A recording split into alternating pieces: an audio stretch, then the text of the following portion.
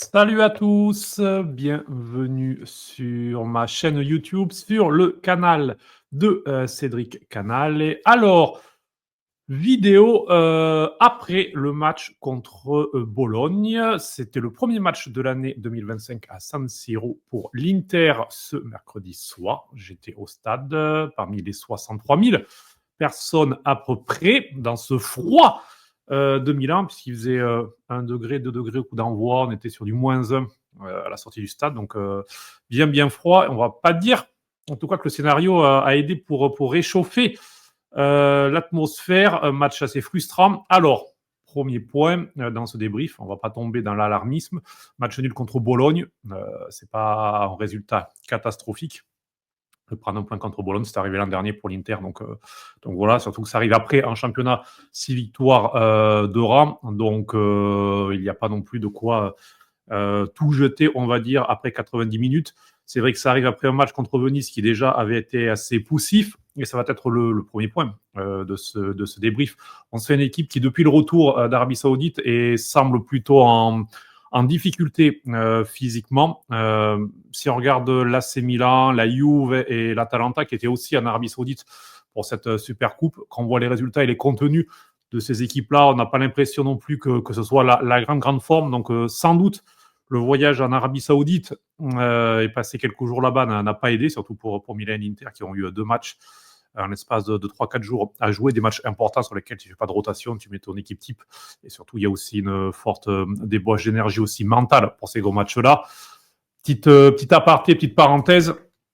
Je sais que personne ne m'écoutera, encore moins à la Ligue italienne, mais le fait, encore cette saison, de mettre 2 dates pour les huitièmes de finale de la Coupe d'Italie qui sont regardées par 1 million de personnes, puisque vous le savez, les affiches, c'est une grosse équipe contre une petite équipe, avec la grosse équipe à domicile, tout le monde qui met les équipes bis quasiment. Donc des matchs qui sont peu intéressants, mais on met une date début décembre, on met une autre date mi-décembre, quart de finale. Rebelote, il y aura une date début février avec notamment le match de l'AC Milan 3 jours après le derby contre l'Inter, alors que de son côté l'Inter jouera fin février son quart de finale, 3 jours avant d'aller à Naples pour affronter le Napoli dans un match qui pourrait être important pour le Scudetto. Donc on s'amuse à dispatcher les matchs de Coupe d'Italie et de prendre des périodes. Et du coup, qu'est-ce qu'on fait? On joue le 23 décembre, on joue le 28 décembre.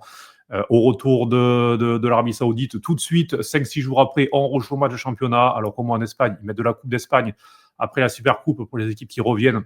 Et c'est un petit peu mieux. Bref, ce fait de privilégier à outrance la Coupe d'Italie juste parce qu'il y a un diffuseur qui, oui, met 50 millions d'euros, et c'est beaucoup, vu la piètre qualité de la compétition. Mais ça, voilà, encore une fois, on sait que l'argent passe avant l'équité sportive et la qualité du spectacle, mais voir les 4 équipes qui étaient en Arabie Saoudite plutôt en difficulté, notamment physiquement sur ces matchs-là, n'est pas une surprise, surtout que Bologne, de son côté, comme Bologne n'a pas joué le premier match de janvier de championnat, puisque l'Inter était bien en Arabie Saoudite, même cas pour Com, qui n'a pas joué, eh bien ces 2 équipes, contrairement à toutes les autres de Serie A, ont eu 2 semaines de vacances entre fin décembre, la dernière journée, les 29-30 décembre, et la reprise du championnat, fin de semaine de vacances, 2 semaines sans match. Et du coup, les joueurs ont eu, eux, une vraie coupure. Et là aussi, c'est plutôt gênant. Et si Bologne, hier, a semblé beaucoup plus en forme que l'Inter, c'est aussi pour cela, car les joueurs ont pu se reposer un petit peu, récupérer un petit peu, travailler un petit peu, et donc forcément était mieux, et notamment était mieux en seconde période. Ça n'excuse pas le résultat, ça n'excuse pas le match plus que poussif de l'Inter, mais ça entre en compte. Ça entre en compte, il ne faut pas il ne faut pas non plus le cacher, on va dire. C'est pas une excuse, mais il faut en parler. C'est fait. Voilà. Bon, parenthèse refermée. On va passer plus au contenu du match. Donc match nul de 2, et en fait plutôt ressemblait bien au match contre Venise, sauf que l'adversaire est moins fort, et donc contre Venise tu t'en sors, et tu t'en sors aussi parce que Venise, faut pas oublier, il y a un poteau, et il y a cette action également à la dernière minute de Giampaolo qui tire sur Sommer, alors que Holm de son côté, son tir avec une déviation finit au fond des filets. Un match de foot, ça tient souvent aussi à ça. L'épisode qui va en ta faveur ou en ta défaveur, et on change toutes les analyses. Après Venise, c'était bon, c'était un peu poussif, mais c'est bien. Victoire, c'est le plus important. Aslani a plutôt été bien parce qu'effectivement, en face, c'était une équipe moins forte, qui pressait moins haut, qui lui laissait plus le temps de bouger. Donc voilà, tout va bien. On oublie les problèmes qu'on a vus en Supercoupe. On oublie la dernière demi-heure où on avait laissé des espaces au Milan. Là, on retombe contre une équipe forte, parce que Bologne est une équipe forte, une équipe qui joue la Ligue des Champions, certes, qui sera sûrement éliminée de la Ligue des Champions, mais une équipe qui, la saison passée, a fini top 5, qui a perdu des bons joueurs, certes, mais qui a aussi recruté de bons joueurs, qui a un socle avec Beukema, avec Ferguson qui est en train de revenir, avec Endoy, avec Castro. Castro, là, gars, Castro. Très, très bon joueur, encore une fois. Le but qu'il met en devançant de Vraille, c'est vraiment ce petit truc de renard des surfaces qui lui manque pour le moment, mais dans le jeu, dans les mouvements et tout, vraiment un gros match de Castro à San Siro ce mercredi soir. C'est Dominguez qui avec 5m60, là c'est pareil, on l'a pas vu, mais voilà, il y a des bons joueurs, il y a un bon recrutement à Bologne, c'est moins fort que l'Inter, mais voilà, et puis Italiano, bon entraîneur, et qui en plus, Vincenzo Italiano, qui a l'habitude extrême de perdre des points par ses changements en faisant rentrer Ealing Junior à la 85e minute sans raison, en perdant des ballons, la défense haute à 50 mètres. Là, dernière minute du match, 5-4-1, ligne bas, on tient le résultat, on concède peu, même si Taremi a 2 occasions, non une, on va y revenir. Mais si même Italiano commence à avoir cette lucidité, il va peut-être même devenir un bon entraîneur. Qui sait. Enfin, un très bon entraîneur, on va dire. Donc sur l'Inter, bon, j'ai déjà évoqué son nom, Aslani. Ok, donc Aslani, il y a un problème. Ou quand il n'y a pas Çalhanoğlu, il y a un problème. C'est pas une nouveauté, ça se confirme. Ça fait un petit peu des souvenirs de début 2022 et la blessure de Brozovic contre Liverpool en 8e de finale de Ligue des Champions. Derrière, Brozo est absent plusieurs matchs et là, il n'y a aucune solution. Et on met tout le monde, on met Vidal, on met Vecino, on met Barella. On essaie de mettre un play, un legista par tous les moyens. On perd contre Sassuolo, ça va pas du tout. L'Inter perd des points et l'Inter perd le titre. Parce que si lors de cette saison-là, oui, il y a la défaite lors du derby, oui, il y a le fameux match contre Bologne. Bologne, on y revient, le match en retard, l'astérisque qui était resté pendant 3-4 mois. C'est vrai, il y a ces 2 matchs-là, mais il y a plein de petits points perdus qui pèsent encore plus dans le bilan de l'Inter sur cette saison-là, et perdre des points contre Sassuolo, voilà, tu peux pas te le permettre à domicile. Et c'était ces matchs-là sans Brozovic où l'équipe avait perdu toute cohérence. C'est moins grave, on va dire, cette saison sans Çalhanoğlu tout de même, mais on retrouve ces problèmes-là, et on retrouve surtout ces problèmes-là sans ballon, puisque avec le ballon, mine de rien, Aslani, Zielinski, Barella, ça tourne, ça lance la construction, ça essaie de faire des choses. Le deuxième but, Zielinski, son ouverture est très belle. Après, la seule chose positive qu'il ait fait sur ce match, mais il faut le noter. Donc, il y a des choses dans la construction qui peuvent permettre de compenser, en quelque sorte, l'absence de Çalhanoğlu. Sans ballon, c'est beaucoup plus compliqué, encore une fois, ou en phase de première relance, en tout cas de pression adverse haute, il y a des problèmes. Aslani n'a pas été à la hauteur. Alors, j'ai pas envie de taper sur Christian Aslani. Je l'ai déjà fait, que ce soit dans les podcasts de Canal Inter, même dans les lives de Ponto Calcio. Christian Aslani, sûrement, n'a pas le niveau de l'Inter. Je pense que Christian Aslani, dans le milieu de terrain de Bologne, serait très bien. Par exemple, il aurait la possibilité d'avoir une continuité, de jouer, et ça se passerait bien. Et d'ailleurs, hier, Pobega est entré en jeu, et je me suis dit, Pobega, au Milan, il était fracassé. Par les tifosi du Milan. Si vous êtes milaniste et que vous m'écoutez, je pense que vous confirmerez. Il passe à Bologne. Bon, il fait des erreurs, il a pris 2 cartons rouges cette saison, il met quelques buts, mais dans l'ensemble, il fait le job. C'est un bon joueur de Serie A pour Béga. Et Aslani, à 22 ans, est un bon joueur de Serie A. Mais il n'est pas un joueur qui peut mettre le costume de play de regista de l'Inter. Ça, non. Alors, on a la confirmation. Et ce mercredi soir, il a commencé à perdre des ballons, à faire la touche de trop. Le public a commencé à gronder, à siffler. En plus, en première période, la courbe nord de l'Inter était en grève. Et du coup, il n'y avait pas d'ambiance. Et à la moindre erreur d'Aslani, le public lui tombait dessus. Et forcément, ça le conditionne, ça le met en difficulté. Alors que Zielinski, lui aussi, a fait 1 ou 2 erreurs. Le public a grondé un petit peu moins que pour Aslani. Mais Zielinski, il a 30 ans. Il est international, il s'en fout, il continue à jouer, il continue à faire ce qu'il fait. Il n'y a pas de réaction négative, pas vraiment positive. il n'y a pas de réaction négative. Aslani, on sent qu'il commence à s'abaisser, il commence à aller en difficulté. Il ne réagit pas. Il est dans un rôle tellement crucial, ce rôle de legista, qui fait tourner l'équipe, que si lui commence à perdre un ballon, à jouer derrière, après le but du 2-2, juste avant qu'il sorte, il y a un moment terrible où il fait le contrôle de trou, il va en arrière, il perd le ballon et ça offre une possibilité de but à Bologne en contre. C'est pas possible. Et plutôt que taper sur Aslani, moi j'ai envie d'ouvrir un autre débat. Et si on jouait sans legista, puisque c'est pas écrit dans la loi qu'il doit y avoir une pointe basse au milieu de terrain. Il y a des équipes qui jouent avec deux milieux de terrain. Et pourquoi pas faire un Barella-Mkhitaryan comme cela, et tous les deux qui s'alternent un petit peu dans ce rôle-là. Mkhitaryan revient ce dimanche normalement, ou Barella-Zelinski. C'est pas interdit non plus de faire cela. Et pourquoi pas mettre Aslani dans les alternatives, dans ce rôle à deux où il aurait un petit peu moins de pression, puisque même si Barella, même si Zelinski viennent faire le travail aussi en première construction pour aider Aslani, mine de rien, quand Aslani se retrouve à devoir le faire, il va en panique, encore plus à San Siro, si l'équipe est forte en face.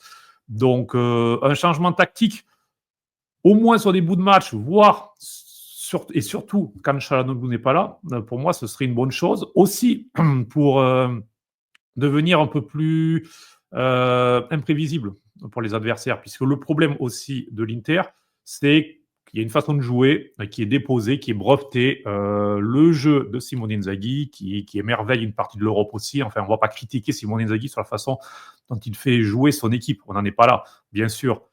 Mais avoir des possibilités autres. On a vu des bouts de match avec la première journée contre le Genoa, où il met 3 attaquants, où il fait rentrer Taremi, il laisse Lautaro et Thuram sur le terrain. Et donc, pour aller chercher la victoire, il y a cette ligne de 3 et ça joue en sorte de 3-4-3. Il a aussi, sur 10 ou 15 minutes, fait des 4-3-3, mais on a plus l'impression que c'était quelque chose d'improvisé. Un petit peu comme a fait Conceição avec le Milan, c'est-à-dire je mets 4 attaquants, et on balance un peu, et il y a l'enthousiasme, on va aller chercher quelque chose, ce qui peut marcher sur certains matchs. Mais avoir quelque chose de travailler, une alternative, on inverse le sens du milieu de terrain, au lieu d'avoir un legista, on va plus sur un trequartista, qui peut être Zielinski, qui peut être sur des bouts de match, ne m'insultez pas, s'il vous plaît, sinon je suis obligé de modérer les commentaires. Correa, parce que moi, Joaquin Correa, je me pose la question. Il joue contre l'Hellas Vérone à la grande surprise. Il fait un grand match à la grande surprise. Depuis une entrée contre Parme, où il est bon en plus, on ne le voit plus. Alors oui, il a des petits problèmes physiques, des petites surcharges. Donc il doit se reposer par moment. Il n'est pas toujours à 100%. Ok. Là d'ailleurs, il n'était pas disponible ce mercredi. Mais c'est au-delà de ce cas de mercredi. Quand tu l'as et qu'il est présent et qu'il peut te donner un coup de main sur 15 minutes, pourquoi tu ne l'utilises pas après tout, puisqu'il est là et que peut, puisqu'on va ouvrir l'autre point, et qui sera le dernier point de ce débrief pour ne pas faire trop long, mais par rapport au mercato. Alors, il y a un mercato en cours, puisque c'est ouvert, mais il y a aussi un mercato qui est passé, et j'ai envie de revenir sur un an de mercato. Buchanan, en janvier dernier, je viens d'en parler, pour l'instant, c'est un flop. On peut parler de ses qualités, l'utilisation d'Inzaghi. Pour tous les joueurs, on peut parler de qualité d'utilisation d'Inzaghi. Je pars du principe que je ne suis pas à piano gentile tous les matins.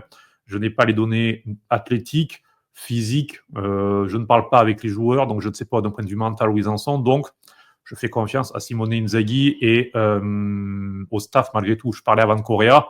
Ça rentre aussi, voilà, c'était une remarque, mais bon, peut-être qu'il y a des choses qu'on ne sait pas. En tout cas, Buchanan, pour l'instant, c'est un flop. Il y a 7-8 millions d'euros qui ont été envoyés comme ça, qui n'ont servi à rien. On passe ensuite à l'été. Martinez, 13-15 millions d'euros. On va payer la clause carrément pour prendre Martinez. Dès juin, on met la grosse partie du budget mercato pour le deuxième gardien, qui pour le moment a joué un match en Coupe d'Italie, qui a plutôt été bon d'ailleurs contre les remplaçants de l'Udinese. Mais c'est un investissement vu. Si tu as 150 millions d'euros de budget, vas-y, mets 15 millions d'euros sur le gardien remplaçant qui pourrait devenir le premier. Fais cette. Voilà, tu fais une mise, tu tentes un pari, pourquoi pas. Si tu as 20 millions d'euros à mettre sur l'été et que tu en mets 15 sur ton gardien remplaçant et que tu n'es peut-être pas sûr à 100% qu'il sera titulaire d'ici un an, c'est un problème, selon moi. Et puis, tu vas prendre Palacios, puisqu'il faut prendre un jeune. Bon, quand on voit ce que fait Hermoso à la Roma, je n'étais pas pour Hermoso non plus, parce que le salaire à 5-6 millions bruts sur 3 ans, pour moi, c'était une folie. Mais il y a peut-être un juste milieu entre Palacios et Hermoso comme profil, parce que Palacios, peut-être, sera un bon joueur, mais Palacios, pour le moment, c'est 2 entrées. Et oui, il a plutôt fait bien contre Empoli et contre Udinese, mais dans des matchs qui étaient déjà terminés en quelque sorte. Donc, pour le reste, il y a une confiance plus que limitée, puisqu'on met Carlos Augusto, on met Darmian derrière, on met Buchanan à gauche pour mettre Carlos Augusto, enfin, on met Bissek, enfin, jusqu'ici, Simone Inzaghi a trouvé toutes les solutions du monde pour ne pas mettre Palacios sur le terrain. Donc, peut-être qu'il n'a pas le niveau, peut-être qu'il n'a pas encore le niveau, mais il occupe une place dans la liste de l'équipe, puisque les listes sont de 25 joueurs. Il occupe une place et il ne joue pas. Buchanan occupe une place et joue peu. Donc, toutes les équipes ont le même nombre de joueurs, plus ou moins. Après, tu peux avoir 1 ou 2 jeunes en plus, mais bon, grosso modo, c'est pareil. Le problème, c'est que l'Inter a 2 places qui ne servent à rien, puisque Buchanan et Palacios, qui ont été recrutés sur la dernière année, ne servent à rien. Arnautovic et Correa, on ne va pas dire qu'ils servent à beaucoup non plus. Donc, tu arrives déjà à 4 joueurs qui sont quasiment inutilisables et qui, en tout cas, ne sont jamais titulaires. Donc, c'est un problème. Et puis ensuite, Taremi et Zielinski, oui, ils ont apporté qualitativement par rapport à l'an dernier, puisqu'ils remplacent en gros Alexis et le duo Klaassen-Sensi. Donc, qualitativement, tu as haussé quelque chose. Mais jusqu'ici, ils sont plutôt décevants. Intégration très lente. Je pensais que le but de Taremi en Supercoupe allait le débloquer. Simone Inzaghi lui fait confiance derrière contre Venise. Dans le jeu, c'est plutôt pas mal. Devant le but, ça va pas. Et ce mercredi soir, son entrée, il a 2 occasions et une devant le but. C'est pareil, on peut faire tous les débats du monde. Vous voyez, là, je suis arrivé à plus d'1 quart d'heure de débrief, à parler tout seul sur ce qui va pas, sur les problèmes, sur le mercato, et ci, et ça, et blablabla. Bla.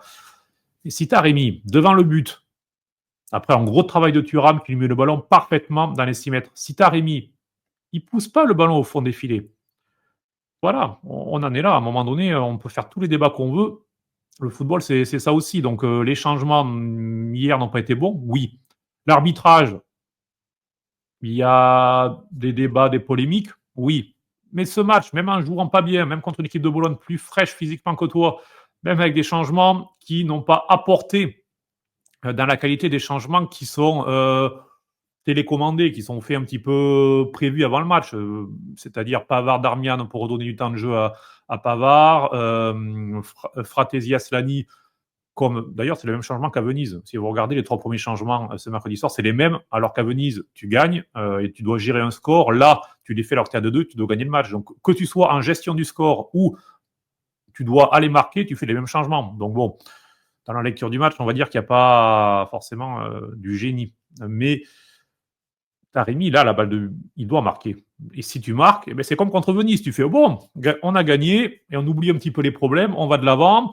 Ça fait 46 points, exactement le même total que la première saison de Conte et la première saison d'Inzaghi d'ailleurs. À chaque fois, tu finis deuxième, donc tu fais des gros débuts de saison. D'ailleurs, lors du Scudetto de Conte, c'est 41 points après 19 matchs joués et la saison passée, c'est 48. Vous voyez qu'à 44, on est là, plus ou moins. La seule différence par rapport à la saison passée, c'est que tu as le Napoli qui court et tu as l'Atalanta qui court. L'an dernier, tu avais tout le monde derrière. Tu avais la Juve qui courait avec toi. Et c'est justement cette période de début d'année où ça a commencé à lâcher du côté de la Juve. Mais la principale différence, c'est ça. C'est que tu as beaucoup plus de pression cette saison parce que tu as le Napoli qui est devant toi et un Napoli où tu sens que n'y a pas forcément les ingrédients pour lâcher, contrairement à la Juve la saison passée où c'était quand même très, très difficile. Ça gagnait vraiment sur des 1-0 vraiment tirés par les cheveux, alors que le Napoli, même si c'est pas flamboyant, mine de rien, ça gagne, ça va de l'avant, et tu sens l'enthousiasme compter, alors que la Juve, c'était la fin de cycle Allegri, donc tu as tous ces ingrédients-là qui te mettent sous pression par rapport au Napoli, et donc le moindre mini faux pas, comme contre Bologne là, du coup, tu vas en crise, parce que tu dis, on a perdu 2 points, c'est une catastrophe. Après, voilà, tu as 44 points après 19 matchs, c'est de moyenne de champion. C'est une saison, là, tu es parti pour faire 88-90 points. Si tu les fais et que le Napoli finit avec 1 point, 2 points, 3 points devant toi, tu serres la main, tu dis bravo. Qu'est-ce que tu veux faire? À un moment donné, tu peux pas gagner les 38 matchs dans une saison, c'est aussi normal. Mais c'est frustrant parce que tu pouvais gagner, parce que tu as la balle de victoire avec Taremi. Donc voilà, dernier petit mot. Du coup, qu'est-ce qu'on fait là, puisque le mercato est ouvert et qu'on est le 16 janvier? Fratesi, encore une fois, entrée assez terne. Pas vraiment. Voilà, on sent que il joue parce que c'est un professionnel, parce qu'il doit le faire, mais on sent que mentalement, il a un petit peu lâché. Donc la question, c'est est-ce qu'à un moment donné, il ne faut pas l'envoyer à Rome et prendre l'argent, 35 millions plus bonus, ça peut être une offre qui peut sembler acceptable, puisqu'il a 22 millions au bilan, donc tu fais un plus 13 millions de plus-value. Et puis après, par contre, la question, c'est comment tu le remplaces, parce que cette équipe est courte. L'Inter n'a pas deux équipes trois quarts. J'en parlais avant, des joueurs qui sont inutiles. En fait, tu as 15-16 joueurs qui sont vraiment utiles, et c'est déjà bien. Mais pour jouer sur championnat, Ligue des Champions et Coupe d'Italie, jusqu'à fin mai, ça va être très compliqué. La saison passée, l'Inter, en plus d'avoir surperformé, d'avoir eu les épisodes favorables, cette chance du champion, clairement qu'elle n'a pas cette saison sur les épisodes.